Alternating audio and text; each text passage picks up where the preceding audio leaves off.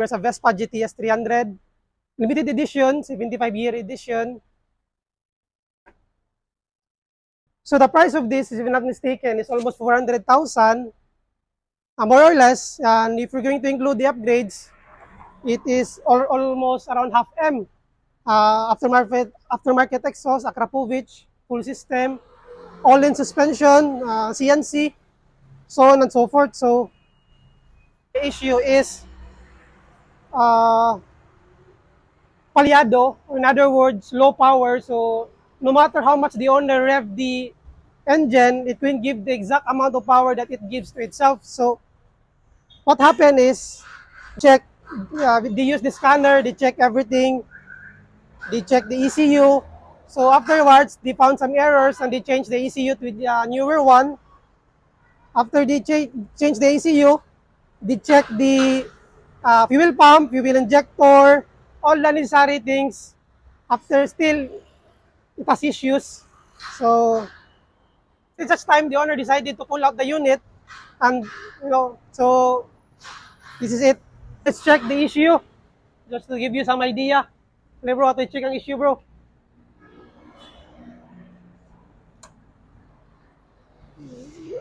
Okay. Odo is almost 500.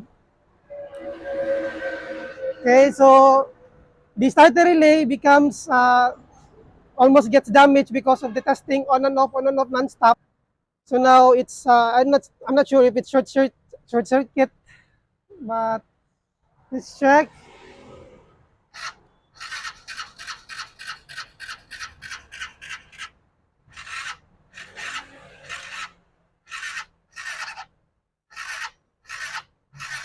So as you can see, the starter relay has fried. That has not been checked is the mechanism or the engine. So based on our diagnosis,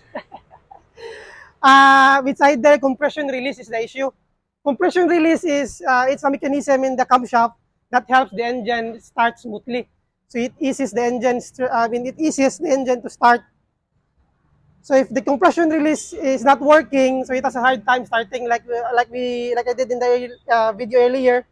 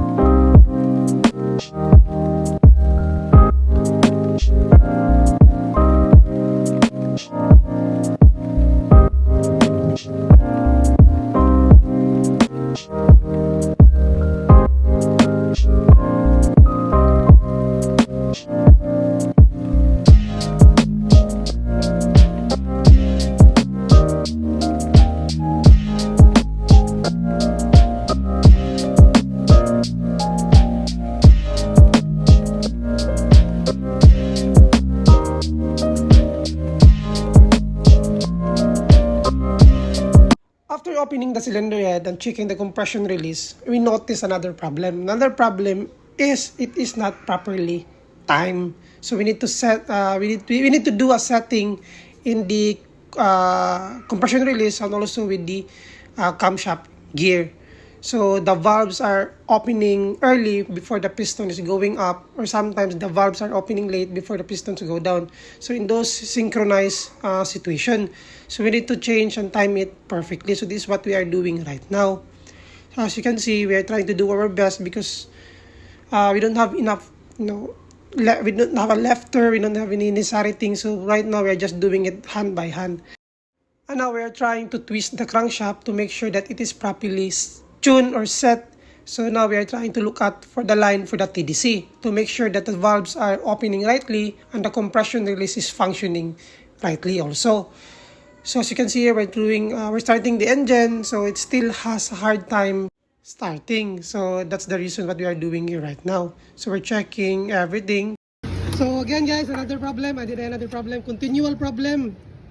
So because the ECU and the scanner couldn't read the mechanism of the engine, so the problem is in the engine. Basik? Tensioner lifter because of no use. Okay, so let's see.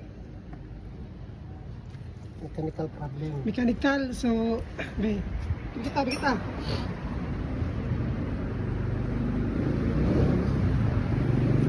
Di mo dump, no? So the problem, tensioner lifter is not dumping. So we need to remove the cover. Tensioner lifter does not work properly. It cannot dump the chain, so that's the reason why the chains jump. Bisaya palos ni palos.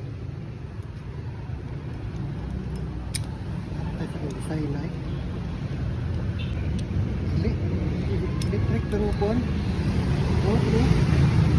Way tools mo. Kasi ginala na siya pulian, bro. Kasi gilaan dito one time use, bro. Kasi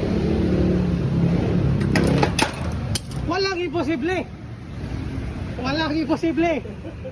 Kita yang kata nga tutup plate bro. Kata tu. Ya paguba na, pulian ko na ron. Gahi mo guni. Gahi gani. So karon sa solusyon na to na brother. Dito yung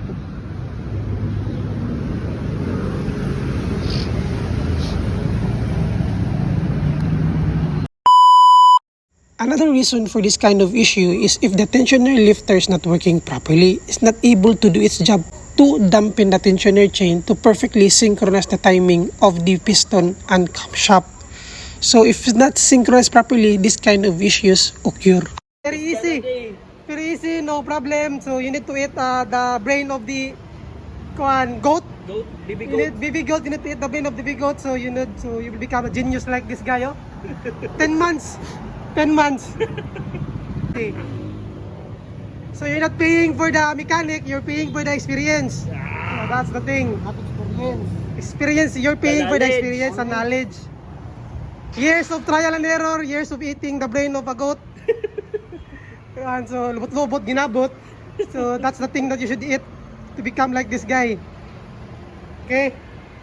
So goods. So let's see. Timing na.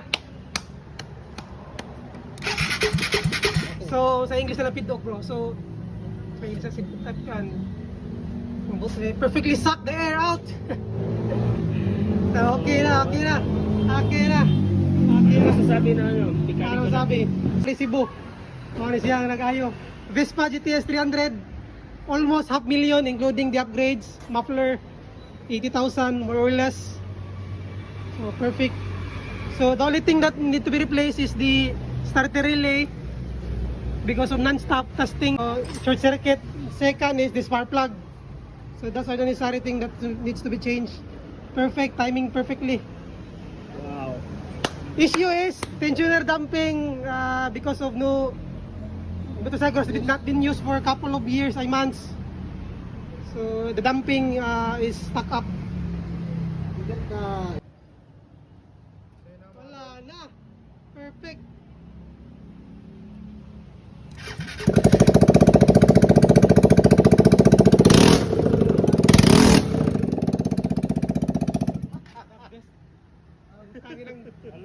Paano mo ba sinog?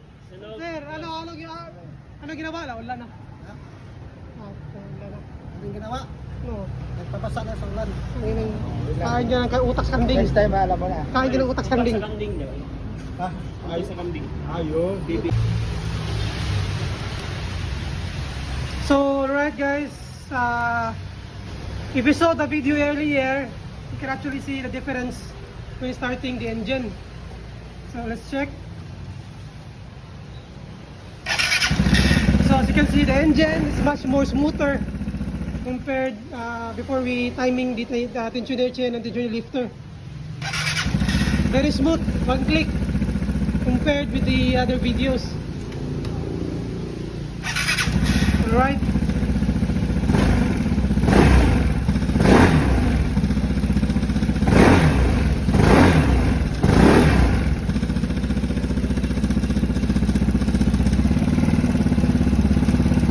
Okay.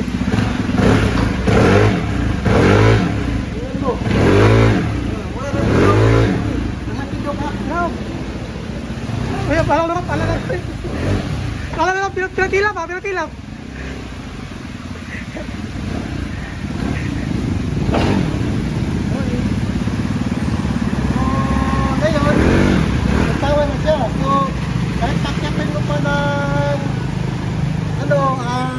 Mount Diwalwal. Tingnan ko to. Kung alam niyo Mount Diwalwal. Okay, ito.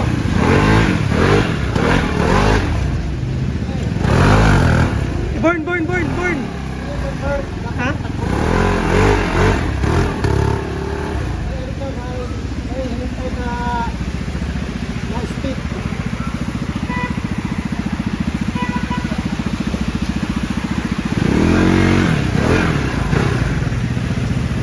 Mira kay ending ta. Batag ending nga video. Mana? Dagan dito ka.